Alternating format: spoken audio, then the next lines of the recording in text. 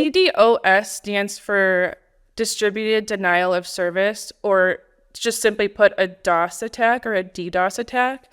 And in these situations, it's where multiple compromised systems flood a targeted website or service with traffic, overwhelming it to the point where it becomes unavailable to legitimate users. So think 1,000 people with their shopping carts trying to enter through one store entrance at the same time.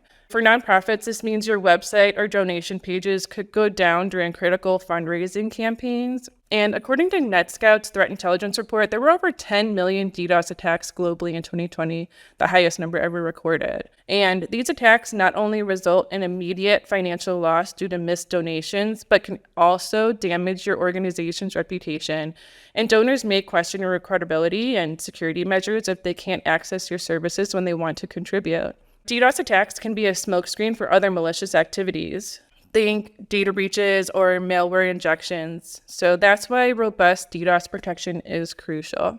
Kimmy, we've talked about how nonprofits are particularly vulnerable to cyber threats, especially during these high traffic periods like giving season.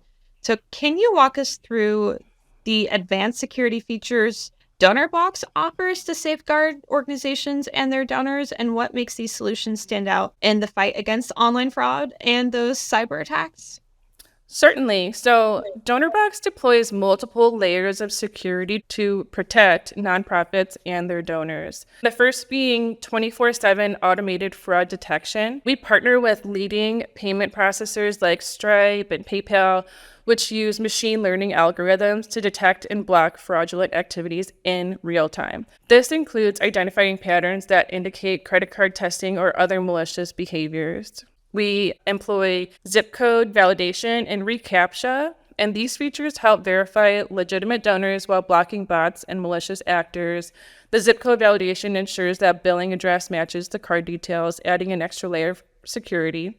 The reCAPTCHA protects against automated bot attacks without disrupting the user experience. We use SSL and TLS encryption, and all data transmitted through Donorbox is encrypted using industry standard SSL and TSL protocols. And this means that any information exchanged between the donor's browser and our servers is secure and confidential.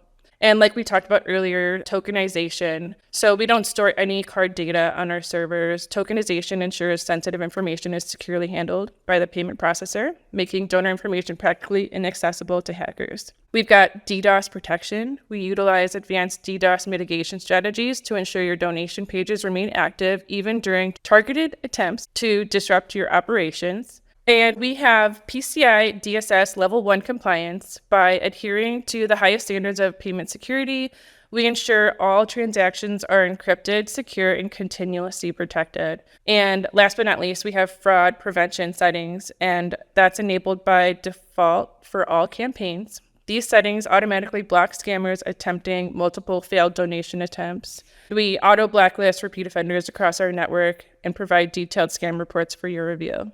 Oh, we forgot multi-factor authentication. So we strongly encourage all of our users to enable MFA on their Donorbox accounts, and it's super easy to set up. This adds an extra layer of security by requiring a second form of verification when logging in.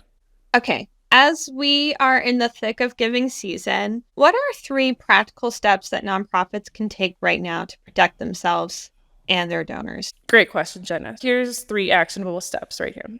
Okay, so for number 1, most importantly, enable multi-factor authentication. Implement it on all of your accounts, especially those handling sensitive data. It's generally quick to set up and significantly reduces the risk of unauthorized access to your sensitive information. Number 2, conduct regular vulnerability assessments. Regularly assess your systems for potential weaknesses and address them promptly. This includes software updates, patching vulnerabilities, and reviewing access controls. And then last but not least, educate your staff on phishing scams. Human error is often the weakest link in cybersecurity, so provide regular training to your staff to recognize and report phishing attempts and other suspicious activities. According to Verizon's data breach investigations report, phishing is responsible for a significant portion of data breaches each year. It's clear that protecting donor data is not just about technology. It's also about building and maintaining trust with your donors and having the same level of trust with your online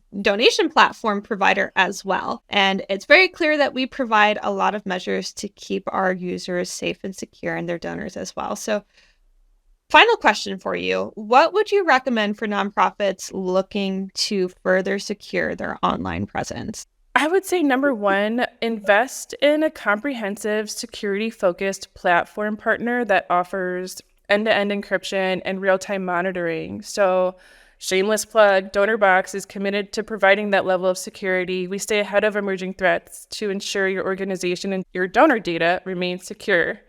Additionally, focus on getting a culture of security within your organization. Ensure that everyone from leadership to volunteers is aware of best practices and understands their role in maintaining security for your organization.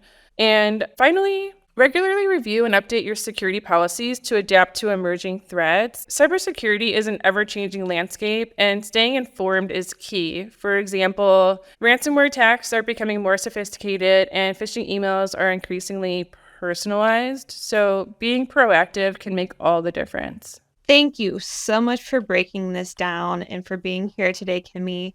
For those listening, we do have a landing page on Donorbox security measures, so I'll be sure that we link that in the show notes. I think you've given our listeners a lot to consider today. Of course. Thanks for having me, Jenna. And thank you for joining us on the Nonprofit Podcast. I hope you've left with the confidence to take a small step today that will make a big difference tomorrow. Be sure to click the download button on your podcast player, then leave the Nonprofit Podcast a review, or give it a thumbs up if you're listening to the Nonprofit Podcast on YouTube. Your review is a great way to help others find us. You're here to help others. We're here to help you. Until next time, stay inspired. That warm feeling when you help someone, it's not just happiness, it's fulfillment. And we believe it should be available to everyone, from frontline heroes to first-time fundraisers. Our tools empower you to help others. This is our mission. This is Donorbox, helping you help others.